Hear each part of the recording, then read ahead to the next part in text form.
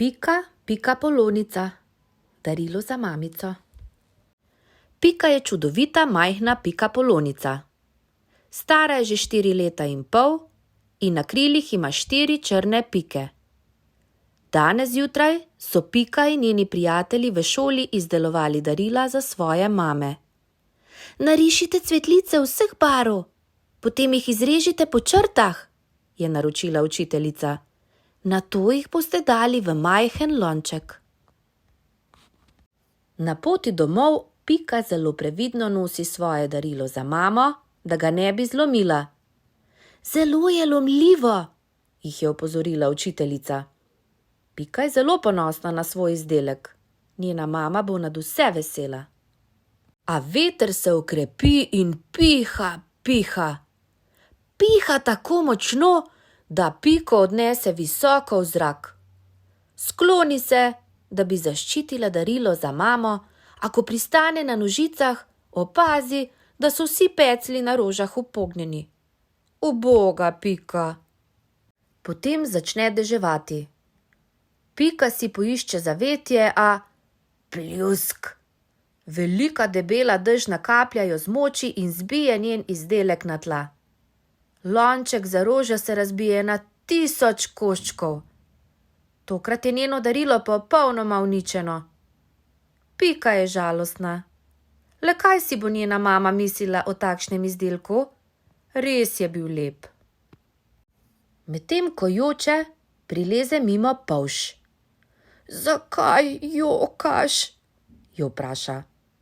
Moj izdelek je zlomljen, ihti Pika. Potem pa izdelaj novega, predlaga polž. Poglej, kaj sem jaz naredil za svojo mamo. V rokah drži piškot v obliki spirale, kot je oblika njegove hišice. Videti je okusno, sklikne Pika. Jaz sicer nimam pečice, v kateri bi lahko spekla piškote, a imaš prav. Za mamico moram narediti novo darilo. A Pika še zmeraj nima ideje. Odloči se, da obišče gosenico. Dober dan, gosenica. Si že izdelala darilo za svojo mamo?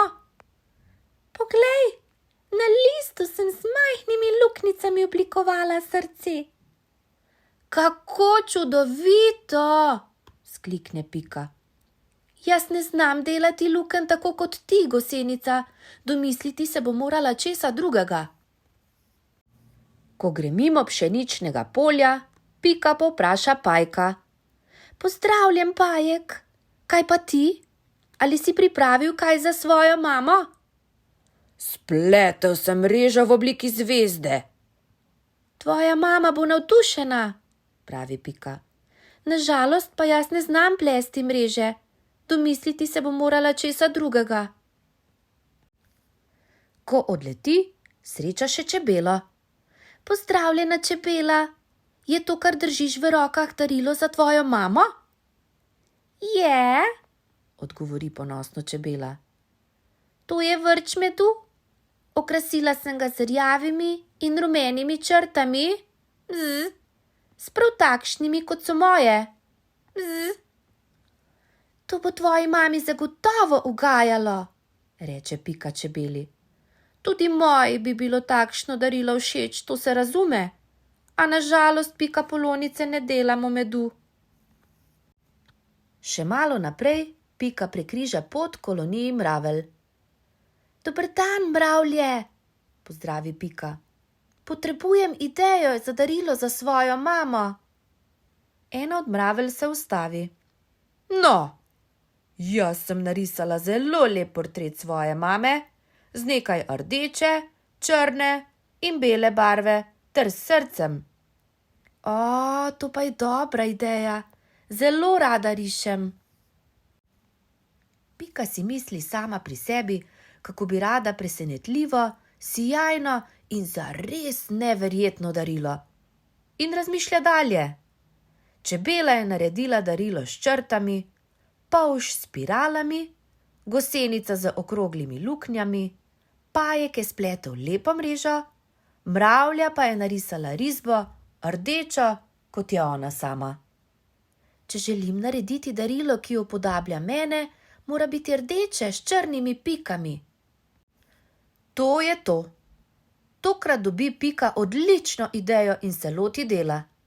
Slišiš lahko, kako reže, barva, lepi. Le kaj izdeluje? Njeno darilo je končano in Pika odhiti domov, da bi z njim obdarila mamo. To je mak zate, mama. Je enake barve, kot smo pikapolonice. Hvala ti, moja mala Pika.